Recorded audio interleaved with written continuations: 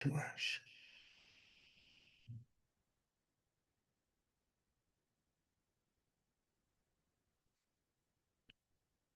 There's something like 1,400 of these recordings on YouTube and Facebook.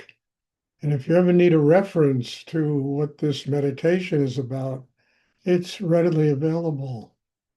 Every one of these talks I give, and often these talks get more powerful than the actual class because it brings down to a very, palpable state and understanding of what the meditation is really about. So, I mean, it's really interesting when people have questions or if I get the inspiration to just talk, how these sessions just add to the meditation.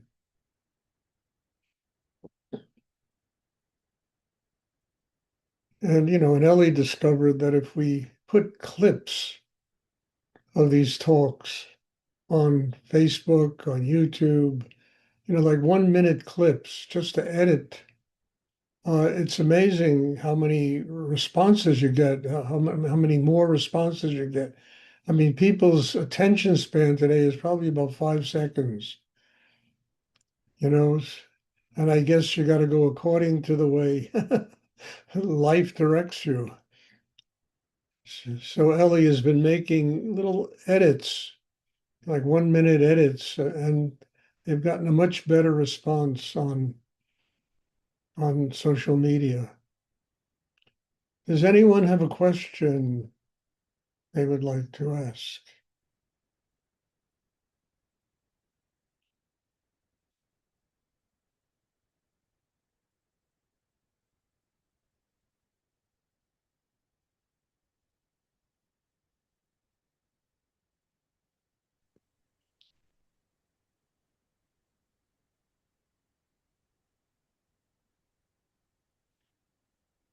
Does anyone have a question they would like to ask? Stuart, I have a question.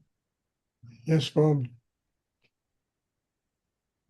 I'm both myself and I'm seeing a lot of people in a state of exhaustion, and I get it. I In a get state it. of, wait, in a state of what? Exhaustion, tiredness. Oh yeah, join. Let me join the club, okay? Okay. Well, I don't want to. I want to rise above that. I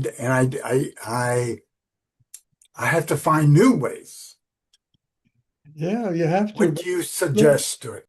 what do I suggest? A state of exhaustion is not necessarily a negative state. It means you need a rest. It means you need to take a break. You need a rest. You need to get more sleep, maybe. You need, your body, your mind is telling you, that, hey, slow down a little bit. Slow down. If you slow down a little bit, you'll regenerate all of that energy and you will be able to, creative projects will come.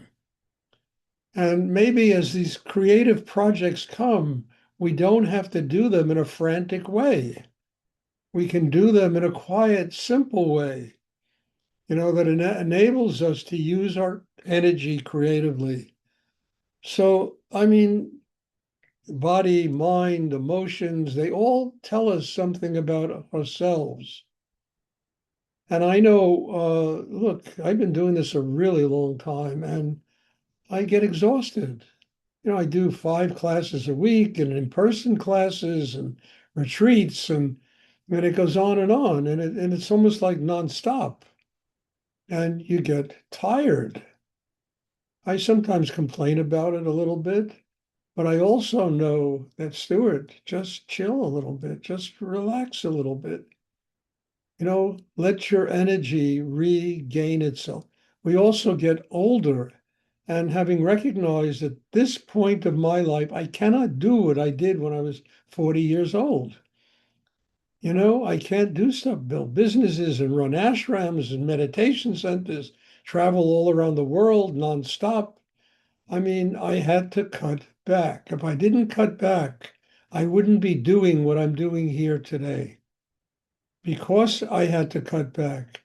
And when COVID came, it was a smack in the face. Stuart, COVID came to teach you something about yourself. You need to cut back. You need to live your life differently.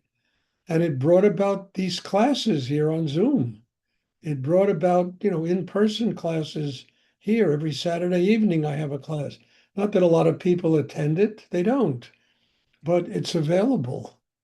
Why people don't take advantage of it is totally beyond my comprehension, but they're there to do retreats every 2 months. I used to do a retreat a month, sometimes two or three of them in a month.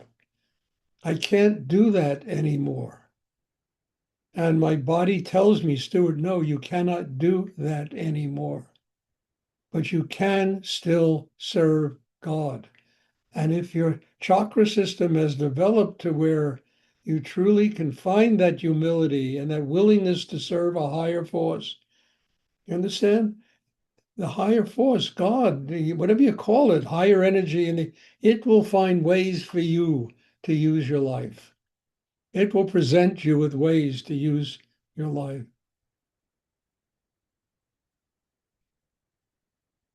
And I think this is an important thing, how we have to attune ourselves to the body and what the body needs, what our minds need, what we as human beings are ready to do at any point in our life. And by doing that, the universe provides. You become a vehicle through which spiritual energy, Shakti, higher energy can flow, and it will provide.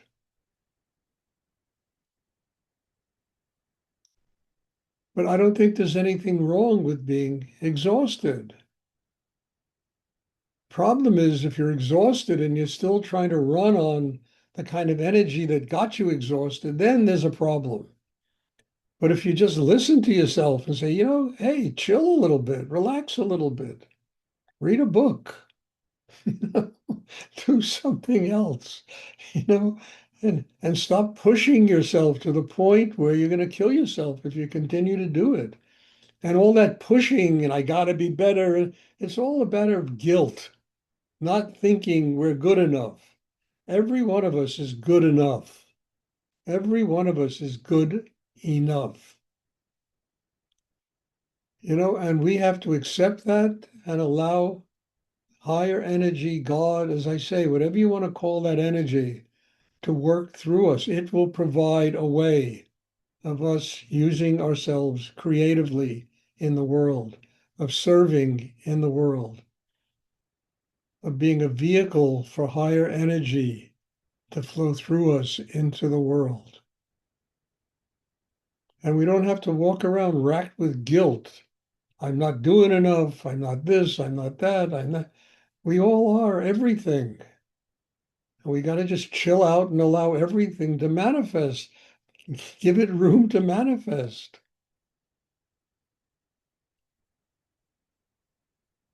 So being exhausted is not the problem. Trying to function, using energy that you don't have is the problem. Relaxing, chilling out, regaining your strength, regaining your energy, taking short vacation, from your ordinary way of living, and doing meditation classes because that provides energy. It provides energy.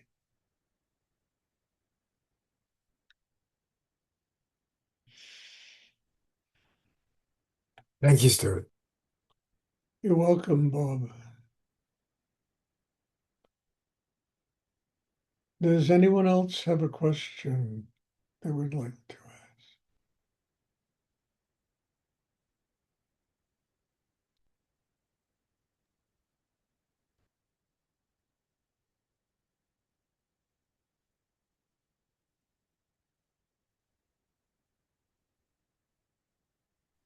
And this is something we have to attune ourselves. We have to be sensitive enough to attune ourselves to exactly what our needs are at every moment. and then abide by them and not trying to force ourselves to do what something we might be incapable of doing at that moment.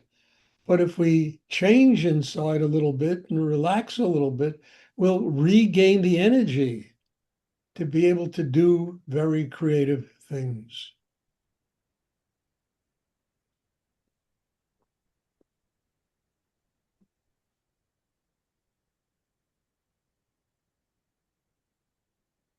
Which has to do with our families, our friends, and loving people, and just functioning like a human being, you know? Takes a lot of energy to function like a human being. It really does. Everything in life tries to strip us of it. So we got to be smarter than the objective world and just know how to relax and rebuild ourselves. Does anyone have a question?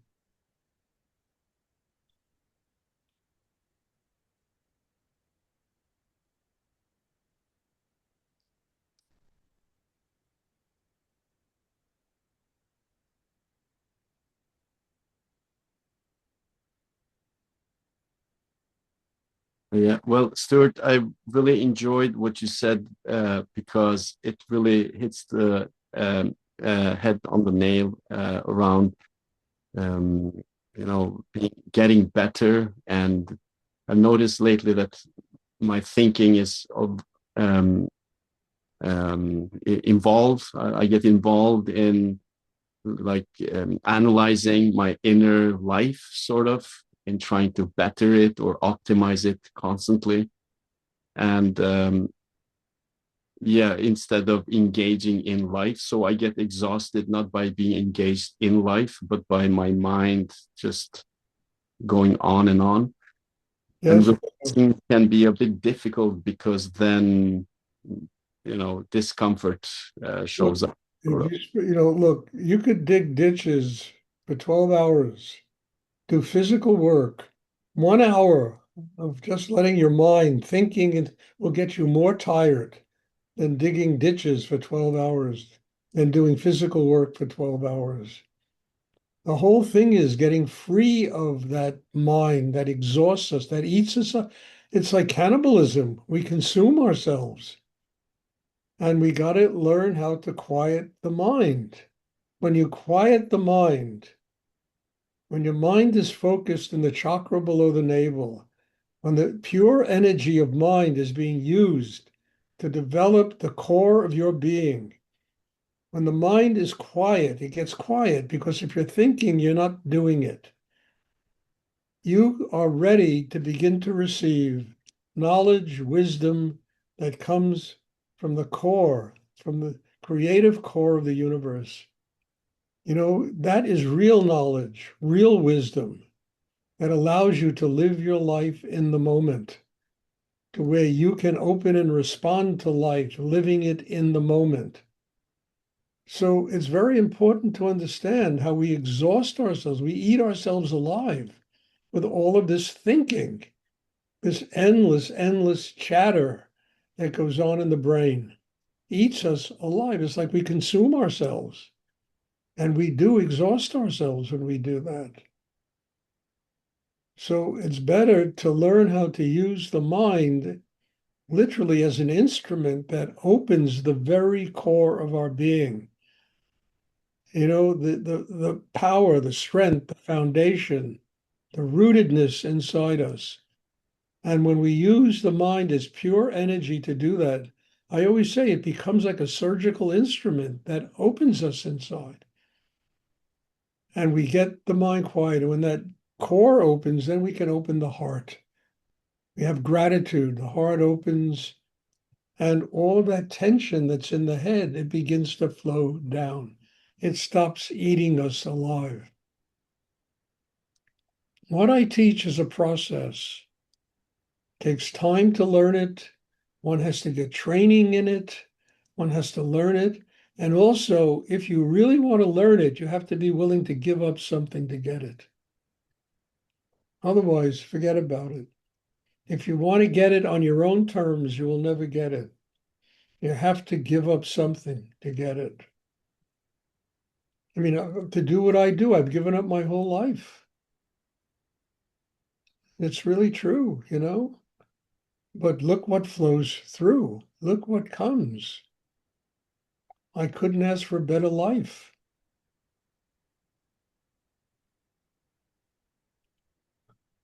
So the whole process of learning how to quiet the mind is key. First of all, to stop consuming yourself. I mean, eating, literally eating yourself alive. And secondly, to connect with higher energy in the universe, the cosmos, real knowledge, real wisdom, the ability to distinguish between illusion and reality, to know what's real and to know what's an illusion, and to make choices that way.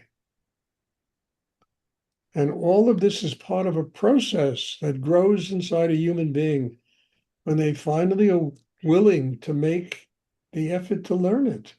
Making the effort to learn it means that we got to give up something.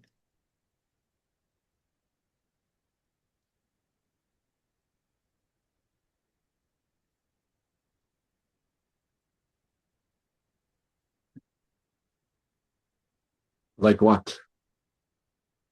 I don't know. It's different for everybody, Leo.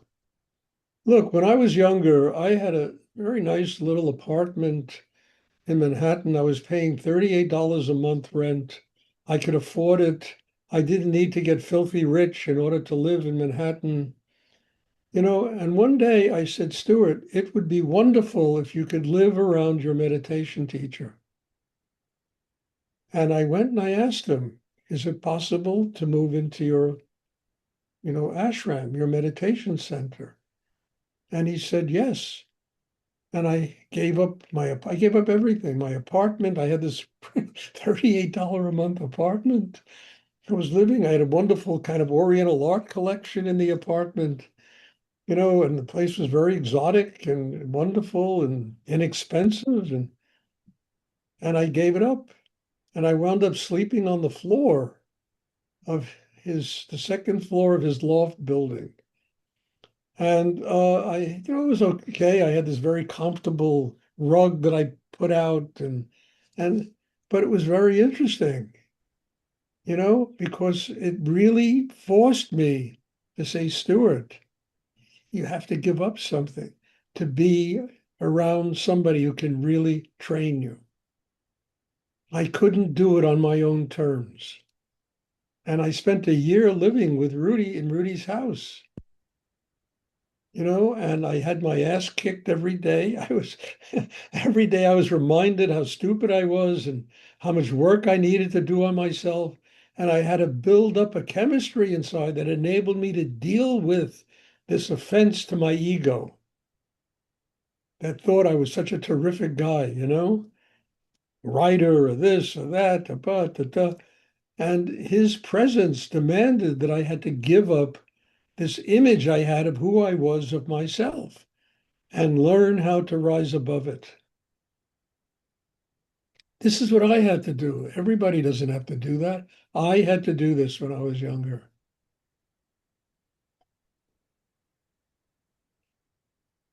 I had to give up something. I had to give up living in New York to live in Denton, Texas for 9 years. I really didn't want to live in Denton, Texas. To me, it was like the end of the world. It was like going back to the Middle Ages, living there. You see dragons coming up on the horizon, you know. But I spent 9 years living there. And I lived there because I was asked to build a situation. And I knew I couldn't leave until I had developed something and I had finished my work. And when I gave up there, I don't think a lot of people would have given up. Fantastic place to live. I mean, just gorgeous house I built down there. Gorgeous house. Businesses and this and that and all kinds of stuff I had. I probably would be worth a lot of money today, an awful lot of money today if I would have stayed in Texas. I know I needed to go back to New York. I needed the intensity of a place of New York in order to work against. and to build myself. I gave it all up. I gave it all away. And I moved back to New York. And living in New York, what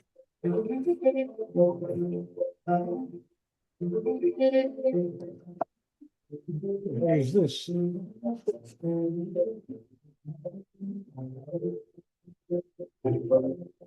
I have no idea what happened here.